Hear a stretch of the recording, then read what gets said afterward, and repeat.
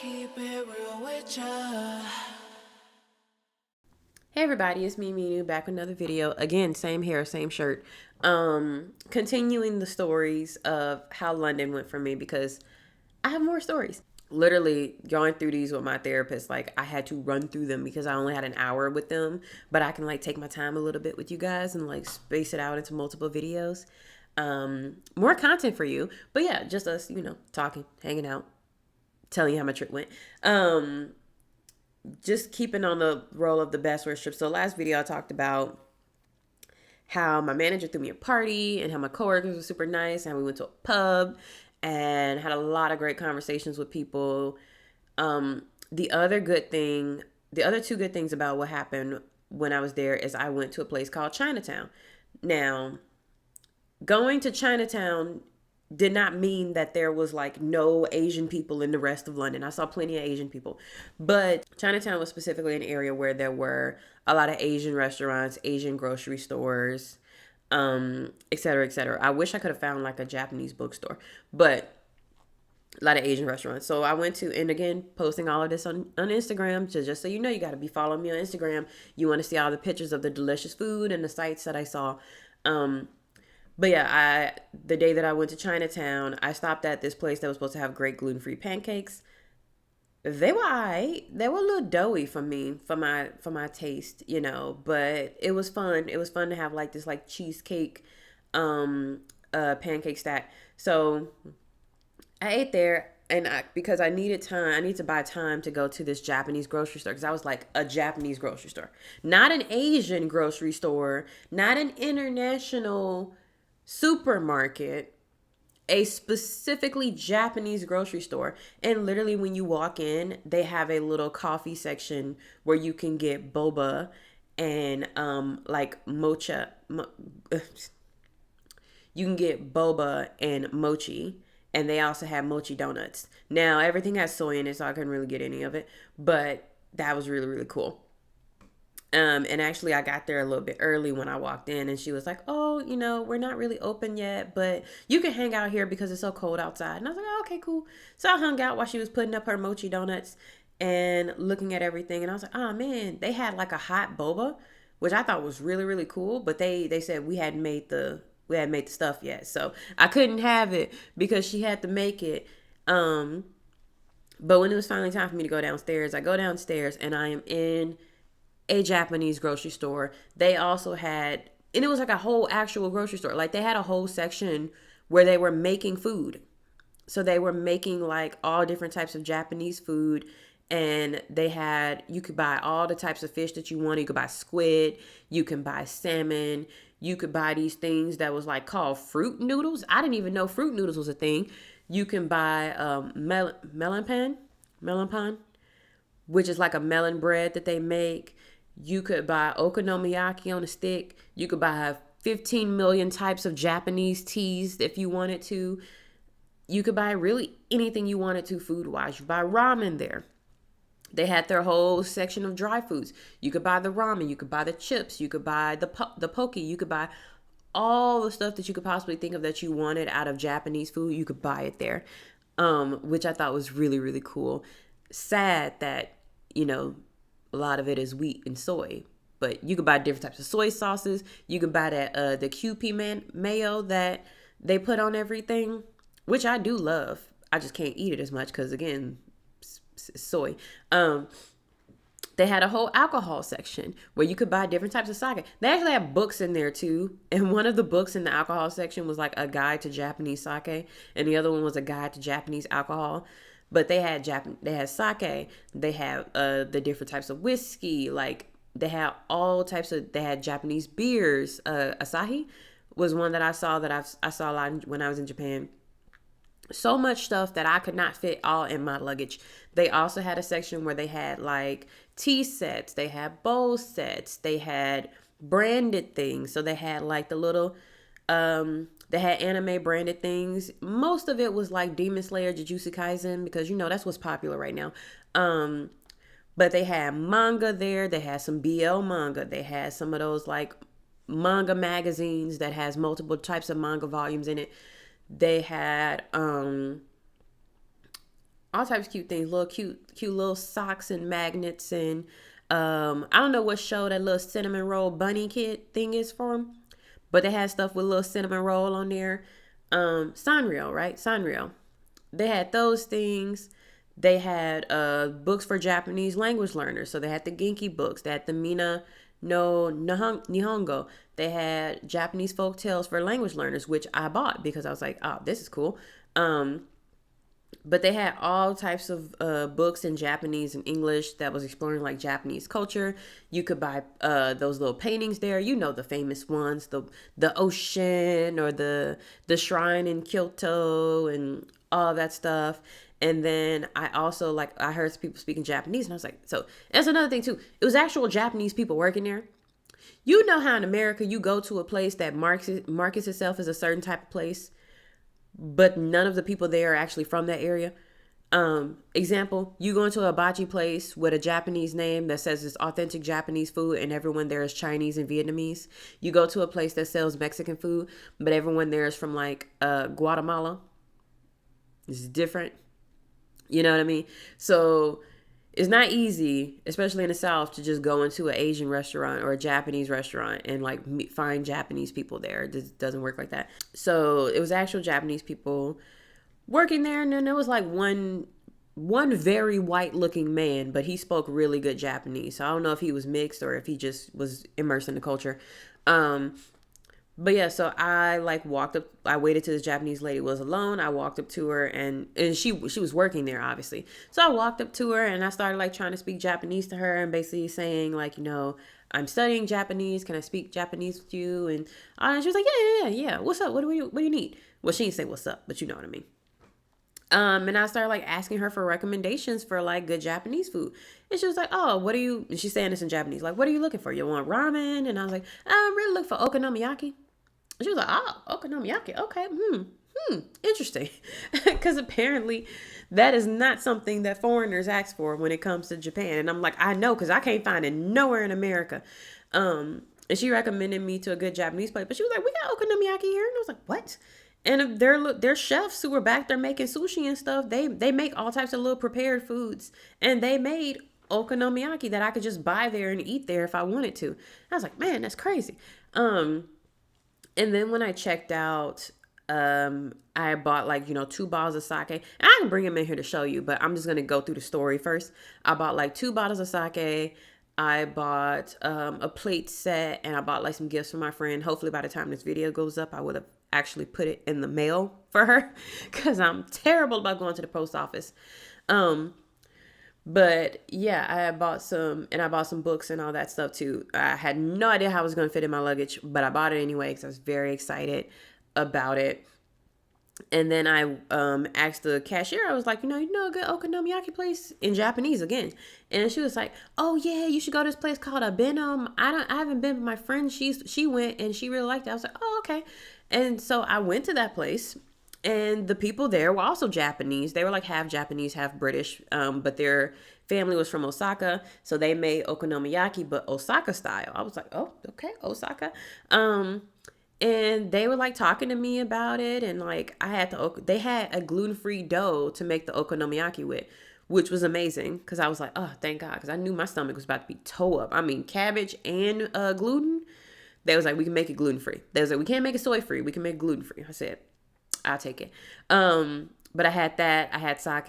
I had, I forget what it's called, but I had one of their teas, one of the hot teas at the end of my meal. And they also had a famous matcha ice cream, but I was I had done enough to my stomach at that moment, to finish off with that. I should have started with their famous matcha ice cream.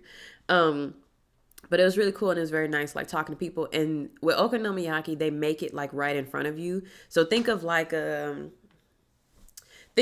hibachi, where it's but it's for a small individual table that can fit 4 people. So it has that cooking plate there, and then they make it right there in front of you. And so it was really cool to watch, and it was even more fun to eat. And it tasted Well, half of it I did it with the original toppings, which was like the soy and all that stuff, and then the other half I did it with like some soy free toppings. But the half that I did with like the mayo and the okonomi sauce and all that stuff, it tasted just like it did in Japan, and I gobbled it down, damn near burning my throat because I loved it so much. And then I asked them about other places to go that was related to Japan, and they was like, "Oh, the grocery store you went to was like the best place for finding Japanese things." So that was really cool. Um, and so I felt like that was a really big accomplishment for myself that day.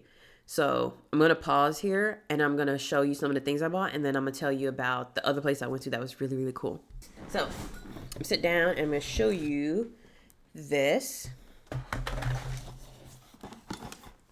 This one kind of fell out a little bit.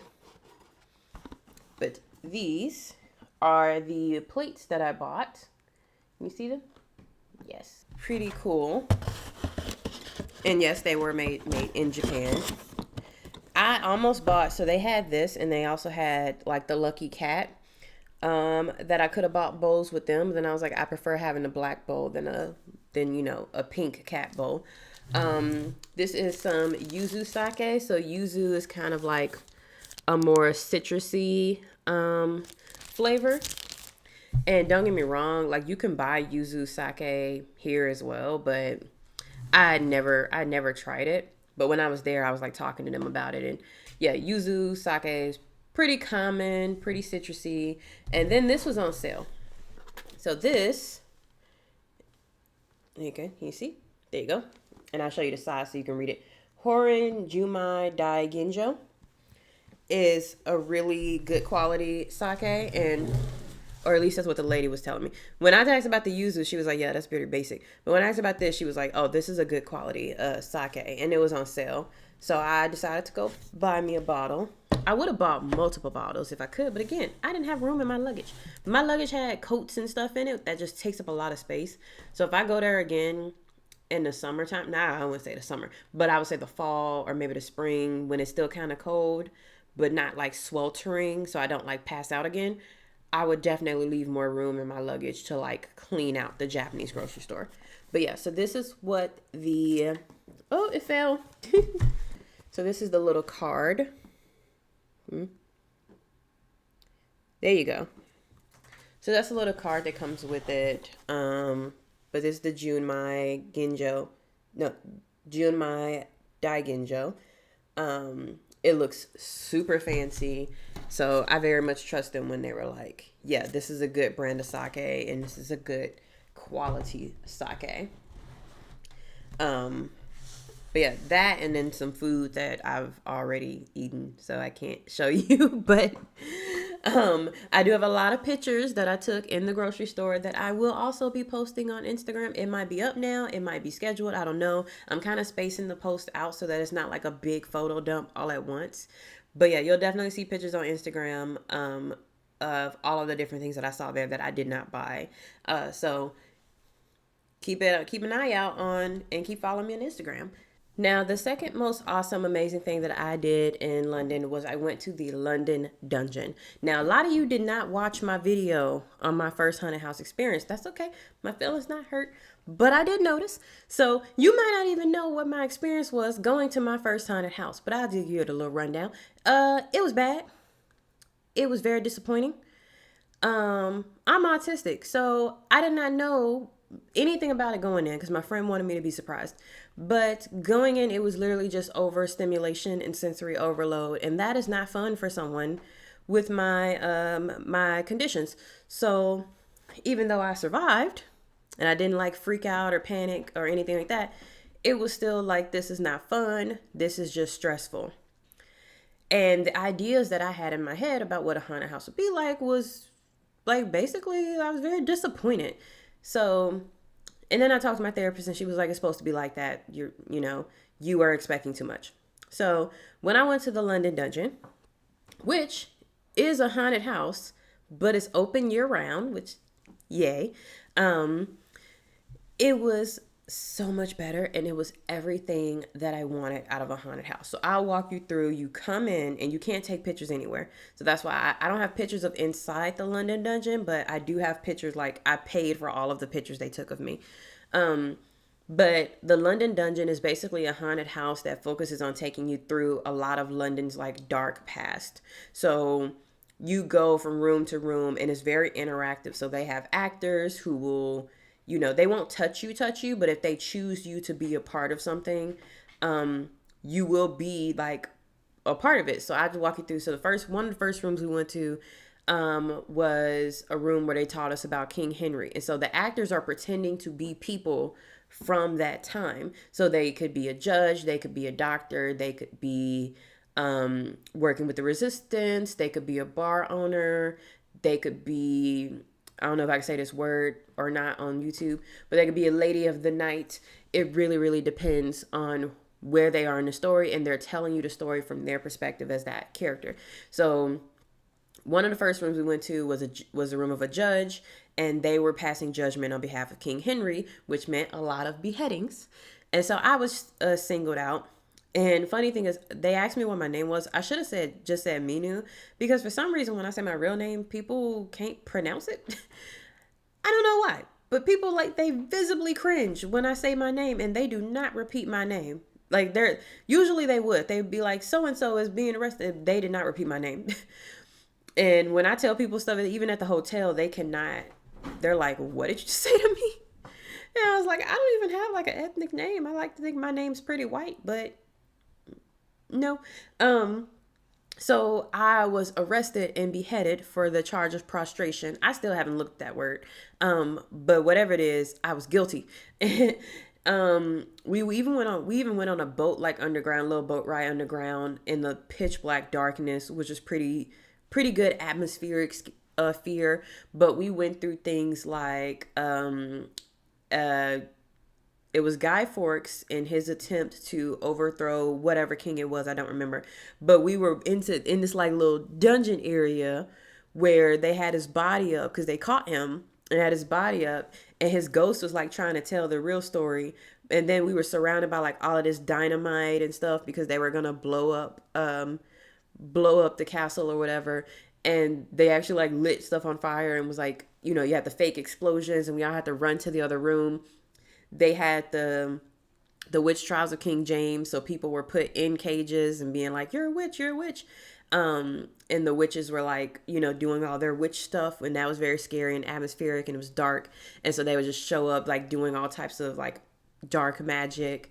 We went through a couple areas of the plague where we learned about how people would have to be like locked into their homes, and they had to wait to see, and they were waiting for people to die so that they could steal their stuff.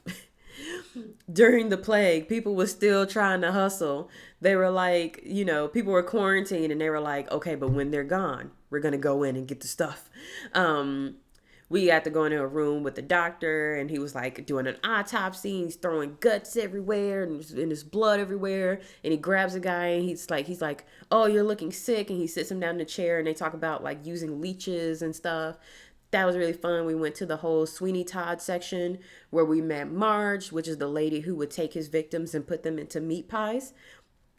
But we also got the section where you could see like where he would actually do it. So you see like the chair and all of that stuff, and he would come through trying to find a person. And the seats and stuff too was a part of the experience. So they would like move to simulate things. So if you're thinking he's about to like shave or cut your neck, the seat behind you would start like vibrating at the right time to do stuff to your neck so you can like experience that little shock. And that was really fun. We went through the area with Jack the Ripper, so where we would see like a dead woman and another woman talking about like what was going on, what was happening. We got to have the whole thing about like he just disappeared and we don't know why he stopped and where he went, but maybe he might come back. And he did come back while I was in the saloon as they were telling the story. And like it was like lightning and thunder, and the power went out for a second. And then when it woke up, the dude dressed like Jack the Ripper literally came at me and was like, "Cha!" Like he was gonna kill me. And I was like, I'm having the best time ever. Because I love history and I love horror. It was a perfect combination of it. And the actors were very, very good. And it was very interactive. We went to another area. The last area was another judge where he was singling out people for different crimes. And so it's interesting to learn like the different crimes that you could get beheaded for. But it was really, really fun. And then you come out into like the gift shop area where they give you your pictures and everything. But then there's also a whole bar down there as well where you can get like dungeon themed cocktails. So I had to get me a dungeon themed cocktail. But I also bought tons of souvenirs as well. So I spent a good amount of money at this place, but I was thoroughly enjoying every part of it. It was so fun.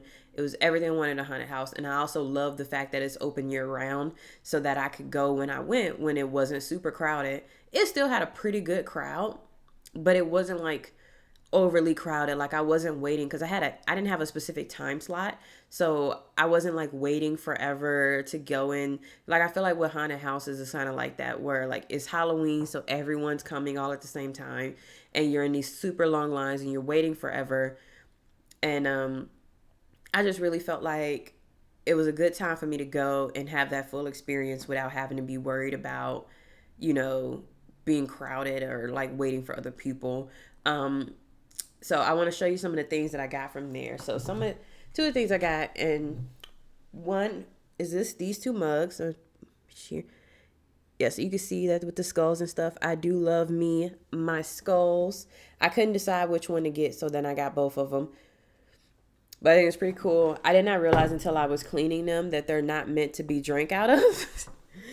I was like, because they had other mugs there too. So I just grabbed these mugs because I assumed that they could all be drank out of. But yeah, no, you can't drink out of those. It's a little disappointing, but it's still a good like decorative piece that you can put things in.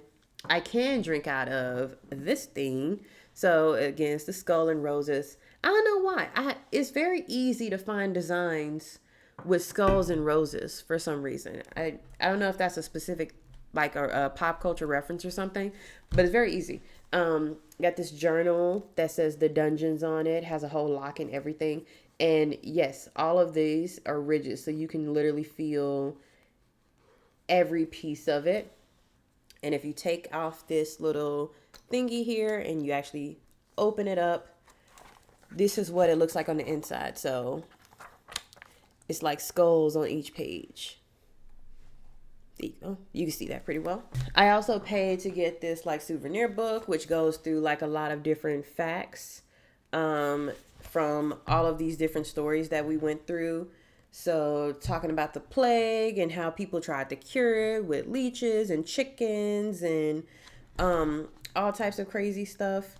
There's stuff about makeup. There's stuff about, oh yeah, we did have one that I didn't mention. We went through a one where they did different types of torture too. So they was holding up like different instruments and we had to guess what they were used for. So there was the ones that was like the finger ones.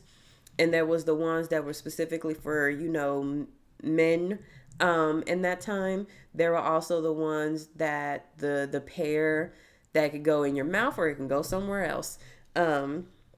So it's going over the torture tool. So like here's some of these. It's really cool. Goes over like Henry and like all the stuff that he did and what he was famous for. So all of the different stories that we went through, we got to see like you get to see in this little book like more information about it. So here was Guy Fawkes, who wanted to blow up the king back in 1605. Let me see this here. Yeah, so that's what he was trying to do, and he got caught. But we got to speak to his ghost, which was pretty cool. And they still blew things up with us in there. The fires, the prisons. I'm trying to find. There's a whole section on Jack the Ripper, as can be expected, going through his victims and all of that good stuff. So, and then there's a map of London on the back. So that was really, really cool. And then I also want to show you the pictures that I took. It says here, "Trader's gonna trait," which, okay. But yeah, here's this on the front. It tells you like different laws that you could get beheaded for. So like flying a kite, carrying a plank, letting people get drunk. You can't wear armor in the parliament. So all that stuff. So it's just more like details of the different things that you went through, the torture, and the different crimes that were punishable by death. So here's one of them. Now, usually, if you were there with another person, you'll notice that some of these look like you probably should have had another person with you, but I was by myself. But so this is one of them where I was. That was the beheading that I spoke about earlier. It's supposed to be me. They said like choke yourself, like pretend that Jack the Ripper's attacking you and then choke yourself. And so I was like, oh, but it looks really more like I was like fawning over him, like, oh my Jesus, it's Jack the Ripper. Can't believe that's him. So it's kind of funny the way that one came out. And then the last one, which is my favorite, and I actually paid to get it, get smaller copies so I could put them in the key ring. But, oh, no, don't fall out. Key ring was this one. I am not a witch. So they were like, you've been accused of witchcraft. And, and put your hands up in the air. And I was like, oh, okay. And they were like, tell me I was like, oh, I guess I am. But I just feel like I look so guilty in that picture. But obviously, I was like, yeah, they could have resized it a bit. I guess it's meant for like if you're like a big group that everybody can fit in a picture. But since I was one person, you can see there's just a lot of extra space on the wall. But it is what it is. I still had a great time and doing the thing and like being a part of the different acts that they were doing. It was really, really fun. And I would say the last thing I would say that I kind of ended on a bad note because I was really trying to find a gluten-free croissant. And the two places in London that did it, one place didn't open until 11 a.m. So I went out to that area. I stayed out there to try to get there as soon as they opened at 11 a.m. And they did not open. And when I knocked on the door, they told me that they were only doing online orders and you could not place an online order for the same day. So I could not get my gluten-free croissant. And then I went to the other place, which took me another hour and a half to get to. And they were like, well, obviously now it's like afternoon, so we're out of all of our pastries, but you can have this cake. And I ate cake for lunch, and that's why I damn near passed out later on in the evening. But that was very frustrating because I was going around for hours and hours. I did go to a grocery store and buy some gluten-free, soy-free stuff. It was mostly like the Char brand things, but the Char brand in the UK, they take care not to put a lot of allergens in their food, whereas the Char brand in the US is kind of done like kind of lackadaisical. Like they'll put all types of allergens in there, or they'll say, maybe it has this, maybe it don't. We don't really know. We didn't really take care to avoid cross-contamination in the factory. So the Char brand stuff here I feel like it's lower quality and it has more allergens like soy and stuff in it. Whereas the Char brand things at the grocery store in the UK took a lot of care to limit the amount of allergens. So they had things, and they also had more options like baguettes and flatbreads and waffles and all of that. And I wish I bought more waffles. Like a lady told me, she was like, those waffles are dangerous.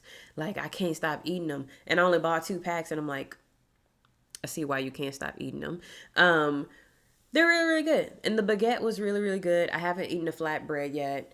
But I wish I could have bought more, but it was just a matter of like, I guess because my flight changed and I didn't go directly through the TSA from the other flight that I was okay. But in the previous times that I've traveled internationally, coming back through TSA and customs, they got real irie about food, about bringing food through.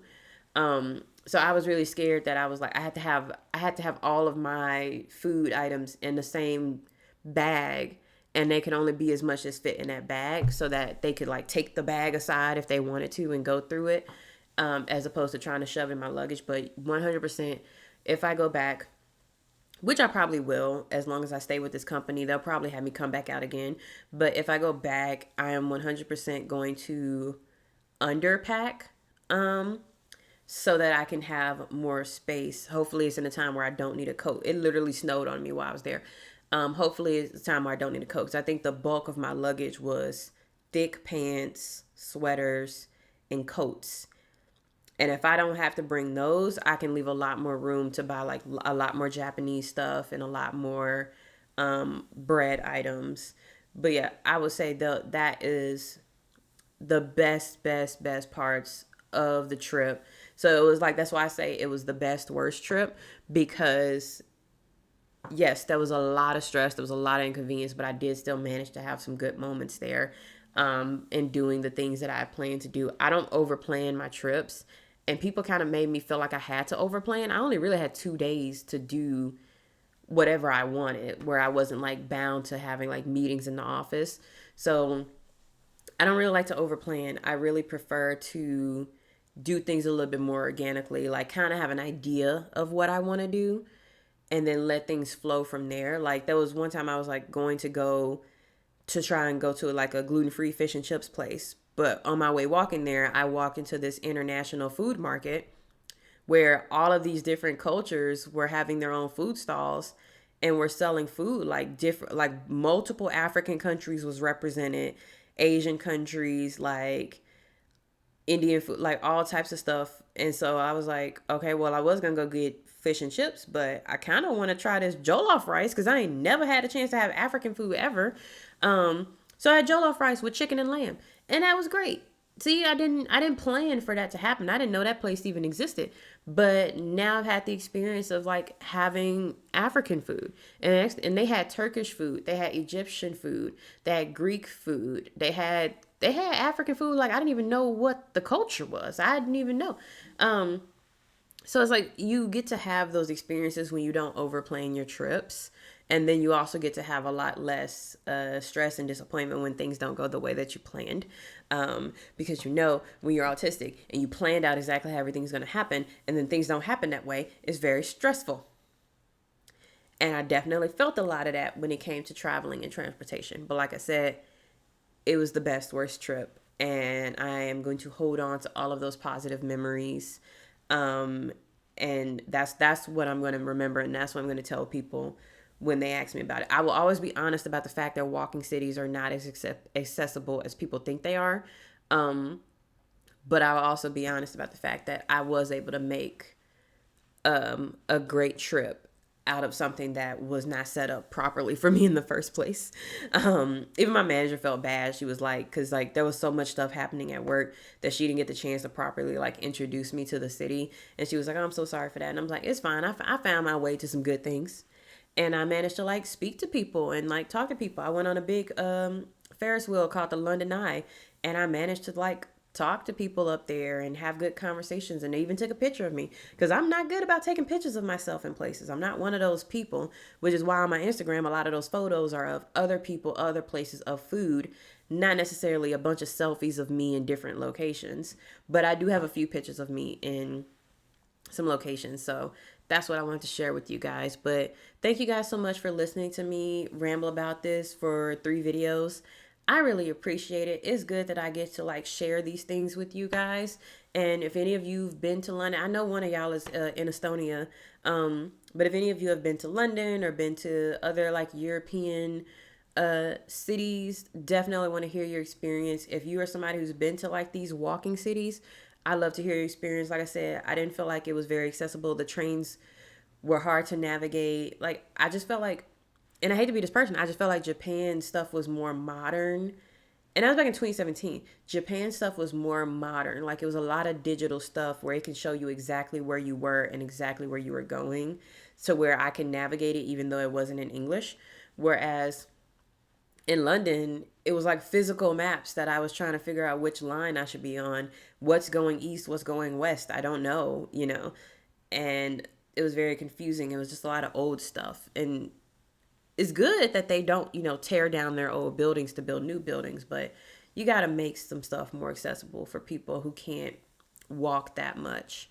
But yeah, like I said, thank you guys so much for listening. Take care of yourself because you deserve it. Drink your water, eat your food, take your naps. No one can live in this body but you, so you have to be the one to take care of it. And I'll see you guys in the next video.